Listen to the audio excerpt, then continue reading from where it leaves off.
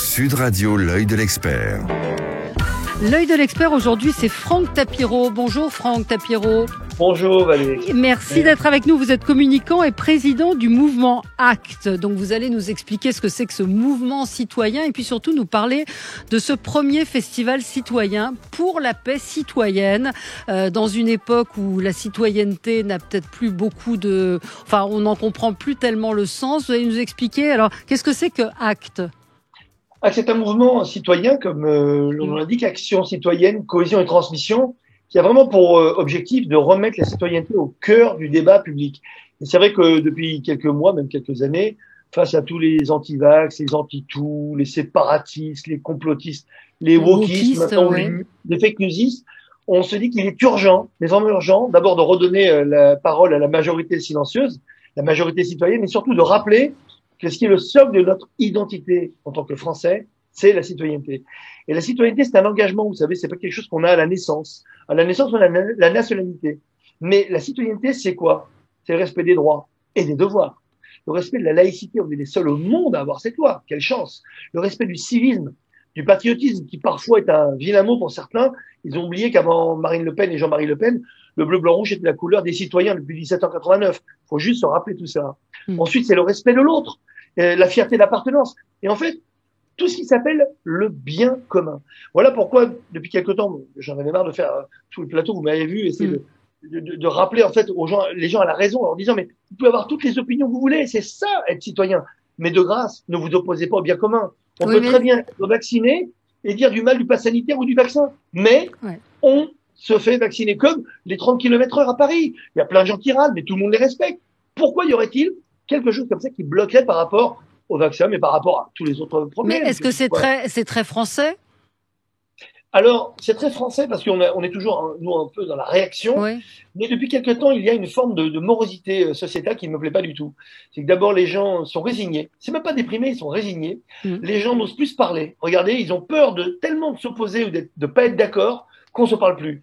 C'est pas ça une société française. C'est pas ça la société citoyenne. C'est pas le pacte citoyen républicain qu'on a tous signé dès notre naissance. C'est pas cet engagement qui fait de nous des citoyens un petit peu à part. On râle, on n'est pas d'accord, mais on sait se rassembler surtout sur des valeurs communes et partagées. Voilà pourquoi.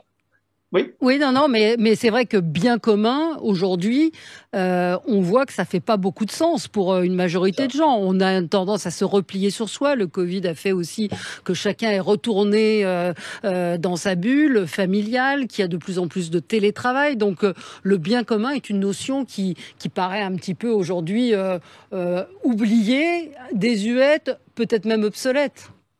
Totalement, alors qu'elle est totalement vitale. On ne peut pas faire ou refaire société sans le bien commun au cœur de notre dispositif social. C'est impossible.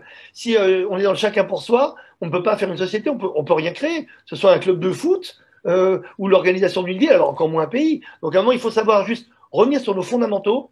On a, vous savez, les droits de l'homme. On parle des droits de l'homme en France, 1789. On oublie, c'est les droits de l'homme et du citoyen. Donc moi, je reviens aux fondamentaux en disant, on peut être français, mais on peut pas être français si on n'est pas citoyen. Et je vais vous donner un exemple qui va choquer. Mohamed Merah, Salah Abdeslam, les frères Kouachi, ils sont tous français comme vous et moi. Mais est-ce qu'on peut dire qu'ils sont citoyens? Est-ce qu'ils ont agi en tant que citoyens? Non. Donc vous voyez bien que la problématique, elle n'est pas sur l'identité, le sol, le sang, la généalogie. On peut être français depuis des années, depuis des siècles, mais ne pas être français de cœur. Et être français de cœur, c'est être un Français citoyen. Et quand on brise le pacte citoyen, pour moi, on est français tout court, mais on n'a pas cette grandeur d'âme que le monde entier nous envie en plus. C'est universel, la citoyenneté. Mais vous pensez qu'on peut, alors vous organisez, on va en parler dimanche, place du Trocadéro, à partir de 14h sur le parvis des droits de l'homme, évidemment, lieu hautement symbolique, un premier festival citoyen. Est-ce que vous pensez qu'avec un festival citoyen, on peut remobiliser? Alors vous allez me dire, c'est le colibri, la petite goutte d'eau qui, mise bout à bout, va créer peut-être une plus grande rivière, mais le positif n'a jamais rassemblé les gens jusqu'à maintenant. Tout le pari fou que nous avons avec Aziz Seni, avec Jonathan Béard et les dizaines de membres du mouvement ACT, c'est celui-là. C'est de prouver qu'on arrive à mobiliser, d'abord pour la paix citoyenne, et mobiliser avec des choses positives, constructives et festives. Parce qu'en général, vaut mieux être contre, ou alors s'opposer, ou alors réagir. Nous, on va dire, mais en fait, on fait la même chose. Nous, on réagit à quoi? À la déliquescence et au délitement du sentiment citoyen, du souffle citoyen, de l'esprit citoyen. Ne plus avoir envie de parler, quitte à s'engueuler, comme la dispute au sens grec du terme, c'est qu'on n'est plus français, c'est pas possible. Accepter de se faire insulter dans un tribunal où un terroriste vient nous juger alors qu'on est en train de le juger, et se dire, on a affaire à un Français, faut juste faire la distinction. C'est un Français qui n'est plus citoyen, etc., etc. Ou alors, ostraciser, vax, pro-vax, etc. Il faut refaire société. Il faut calmer les jeux. Il faut s'opposer à tous ceux qui veulent nous désunir. Et je peux vous dire, en quelques siècles, ceux qui ont testé notre solidarité ont eu tort. Mais là, il y a tellement de communautarisme, tellement de séparatisme et de complotisme, les gens ne croient plus en rien. Donc ils finissent par croire en n'importe quoi et surtout en n'importe qui. Il est temps de ramener au calme. C'est vrai que la paix citoyenne, en amenant du sourire, de l'intelligence, on l'espère, parce que de nombreux speakers viendront en 2 minutes nous donner leur vision du souffle citoyen, et des DJ, des artistes, parce que n'oublions pas, la citoyenneté, c'est une chance. Et quand on a cette chance, faut la célébrer. Voilà pourquoi le contraste que nous allons poser avec ce festival, et le mot festival est fait dedans. C'est pas manifestation, c'est festival. Oui. Parce que les manifestations, malheureusement, à côté, il y a quoi? Il y a les haines, il y a la violence, il y a les black blocs. Nous, on ne peut pas être assimilés à ça. On veut que les gens viennent d'abord se réunir, donc un rassemblement statique, qui viennent écouter, qui viennent parler, qui viennent surtout vibrer et avoir du plaisir avec ce moment de fête avec des DJ, vous verrez, de renom, on va annoncer dans les prochains jours. Alors, qui sera là dans les speakers? Comment est-ce que vous allez animer ce festival citoyen? Alors, il va y avoir une grande partie artistique, bien entendu, avec DJ. Alors, je peux les citer, il y a Nico C, le super DJ. Il y a Ariel Wiesman, non seulement brillant animateur, speaker, conférencier et un immense DJ. D'autres, on est en train de les, voilà, on est encore en négociation, mais il y a plein de gens qui nous appellent. Il y a plein de performances artistiques que le sublime chanteur Arcangelo, que vous connaissez peut-être, va nous organiser. Et on va émailler cela de discours de gens de la société civile, d'entrepreneurs. Donc, il y aura Aziz Seni, je vous l'ai dit tout à l'heure, Jonathan Béard, mais plein d'autres, comme Xavier Dubois. Il y aura des gens, des philosophes, il y aura des écrivains. Et des gens qui interviendront aussi par vidéo. Là, tout à l'heure, on va enregistrer la vidéo de Luc Ferry, qui a vraiment beaucoup de choses à dire sur le sujet. Il y a aussi des psychologues, il y a des juges, il y a même des avocats.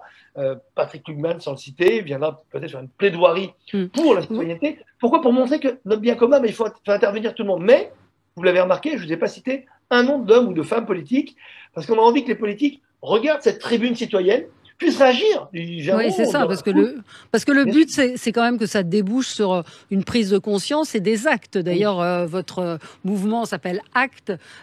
Donc l'idée, c'est aussi qu'il y ait des choses concrètes qui en ressortent. Non seulement des choses concrètes, qu'on montre que la citoyenneté, c'est un engagement au quotidien. On va montrer, par exemple, des bonnes pratiques comme ne serait-ce que le service national universel, ou alors les mamas de Beauvais, vous vous rendez compte, ces mamies qui en avaient marre de voir tous ces deals et qui descendent elles-mêmes faire la police, et plein d'autres bonnes pratiques pour montrer que les citoyens n'attendent pas forcément que ça leur tombe comme ça du ciel, mais ont des actes citoyens quotidiens. Et l'idée, c'est que ce mouvement fasse la promotion de ces actes citoyens et rende compte chaque année de l'évolution de l'esprit citoyen dans la société. Donc c'est vrai que c'est très ambitieux. Oui, c'est ambitieux. C'est politique. Utopique. Non, alors écoutez, si l'ambition de refaire société est une utopie, alors je revendique être le plus grand utopiste de France. Et je pense que si on ne passe pas par la citoyenneté, on ne pourra pas refaire société. On ne pourra pas remettre dans la tête des Français que la laïcité, le civisme, le patriotisme, le respect de l'autre, le bien commun, tout ce qui nous rassemble, alors qu'on ne se ressemble pas forcément, est plus important que tout. Et garder son opinion, au contraire. Mais est-ce que vous ne risquez pas de convaincre que des gens convaincus et que ceux qui sont, ce que vous dites, les complotistes, les wokistes, les communautaristes, rejettent complètement cette idée de la citoyenneté qui est, alors, est-ce que c'est une minorité ou une majorité? Est-ce que ces mouvements-là sont des minorités qui reçoivent une caisse de résonance énorme dans les médias, mais qui finalement ne sont pas majoritaires dans les idées? Et là, je vous rejoins peut-être dans ce que vous dites. Bien sûr, mais nous voulons et nous savons que nous sommes les porte-parole de la majorité silencieuse. Ouais. La minorité silencieuse qui défile les 100 000 personnes, c'est 100 000 personnes. La majorité silencieuse, ce sont des millions, mais qui parfois n'osent pas dire, n'osent pas s'exprimer. Donc, on ne sait pas si on va mobiliser plus ou autant. C'est pas le problème. C'est de faire un premier pas, un premier acte. C'est l'acte 1 du mouvement ACT. Mais ce qu'il y a de certain, c'est que, comme une présidentielle, d'abord on rassemble son camp et ensuite on va chercher les autres. Nous, on a besoin de dire à cette majorité silencieuse, vous n'êtes pas seul. Vous allez enfin avoir une tribune d'expression, une tribune d'expression positive, constructive et festive. On va vouloir la paix citoyenne, on va pas mettre de l'huile sur le feu, c'est l'inverse. Dire aux gens de sa famille, on n'est pas d'accord, mais rassemblons-nous, parlons-nous. On est des citoyens, donc on doit se parler. Et après, oui, c'est utopique, pourquoi? Moi je suis convaincu, mais c'est pour ça que je reste citoyen français convaincu, que je fais ce mouvement, sinon je serais pas en train de vous en parler, convaincu que quand on porte des valeurs partagées, un moment on transcende tout. On ne parlera plus ni de religion, on ne parlera plus de couleur de peau, comme je l'entends toute la journée, d'origine, de machin. Tout ça, ce sont, je peux le dire, du bullshit. Pourquoi? C'est ça qui nous divise. Quand on pense au bien commun, un citoyen, ça peut être un migrant qui est arrivé il y a 3 mois, mais qui agit déjà comme un citoyen, parce qu'il est fier d'être français, il est fier du drapeau, de nos droits, de nos devoirs. Donc est-ce que ça peut se transformer en mouvement politique? Mais de toute façon, c'est un mouvement. Alors, il est éminemment politique, mais il n'est pas partisan. C'est-à-dire que plein de gens m'ont dit, mais alors c'est quoi? C'est un nouveau. Tu te situes où? Mais je me situe nulle part. Je n'ai pas inventé. Mais voilà, je n'ai pas inventé la citoyenneté.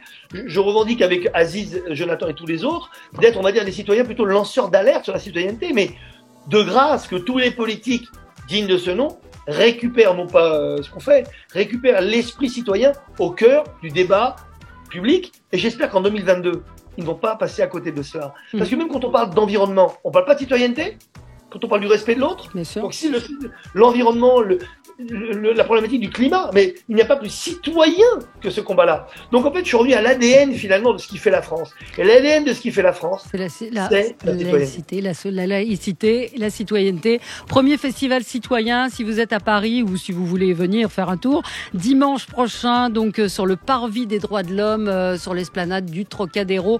Merci beaucoup Franck Tapiro, avec plein de surprises, et on peut effectivement aller voir le programme qu'on découvrira peut-être demain ou après-demain, avec plein de DJ et d'intervenants. Merci à vous.